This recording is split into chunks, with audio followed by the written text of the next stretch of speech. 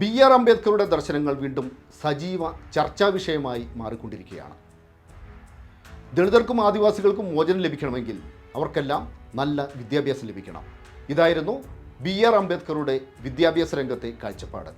എന്നാൽ മോദി ഭരണത്തിന് കീഴിൽ രാജ്യത്തെ ഒട്ടുമിക്ക ഉന്നത വിദ്യാഭ്യാസ സ്ഥാപനങ്ങളും സവർണരുടെ കോട്ടക്കൊത്തളങ്ങളായി മാറിക്കൊണ്ടിരിക്കുകയാണ്.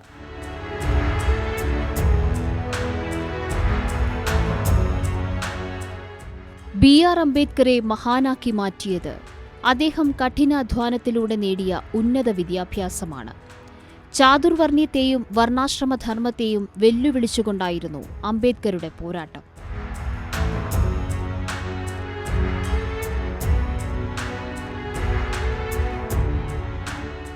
अभी एक फैशन हो गया है, आम्बेडकर आम्बेडकर आम्बेडकर आम्बेडकर आम्बेडकर आम्बेडकर.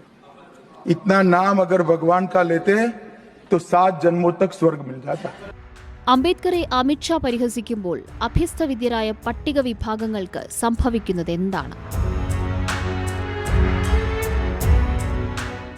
UP സ്വദേശിയായ അതുൽ കുമാർ, ഒരു കൂലിത്തൊഴിലാളിയുടെ മകൻ, പട്ടികജാതിക്കാരൻ, പഠിക്കാൻ മിടുക്കൻ.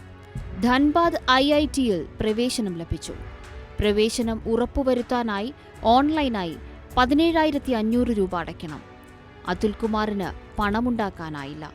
സീറ്റ് നഷ്ടപ്പെട്ടു. IIT പ്രവേശനത്തിനായി അതുലിന് സുപ്രീം കോടതി വരെ നിയമപോരാട്ടം നടത്തേണ്ടി വന്നു.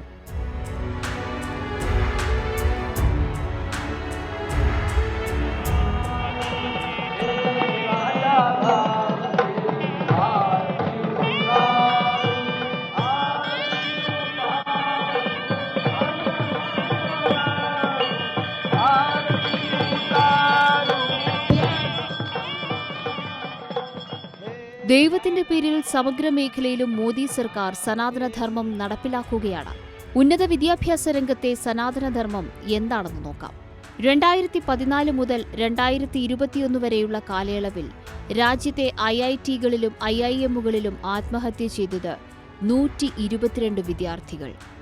ഇവരിലെ ഭൂരിഭാഗവും പട്ടിക വിഭാഗങ്ങളിൽപ്പെട്ട വിദ്യാർത്ഥികൾ. ഈ വിദ്യാഭ്യാസ സ്ഥാപനങ്ങളിൽ നേരിടേണ്ടി വരുന്ന വിവേചനവും ഫീസടയ്ക്കാൻ പണമില്ലാത്തതുമാണ് കാരണങ്ങൾ. പഠനം നിർത്തിപ്പോകുന്നവരുടെ കണക്ക് ഞെട്ടിക്കുന്നതാണ്.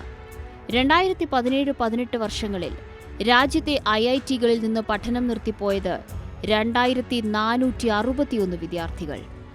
ഒട്ടും സംശയം വേണ്ട, ഇവരിലെ ഭൂരിഭാഗവും പട്ടിക വിഭാഗക്കാർ തന്നെ.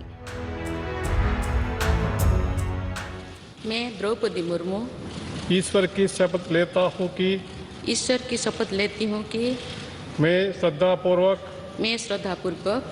भारत के राष्ट्रपति के पद का कार्यपालन करूंगी भारत के राष्ट्रपति पद का कार्यपालन करूंगी सदा अपनी पूरी योग्यता. ഒരു പട്ടികവർഗക്കാരി രാജ്യത്തിന്റെ രാഷ്ട്രപതിയായപ്പോൾ അടിസ്ഥാന വർഗം ഒരുപാട് പ്രതീക്ഷിച്ചു. പക്ഷേ വളർന്നത് പട്ടിക വിഭാഗമല്ല. മോദിയും മോദിയുടെ അനുചരവൃന്ദങ്ങളും സർവോപരി സംഘപരിവാറുമാണ്.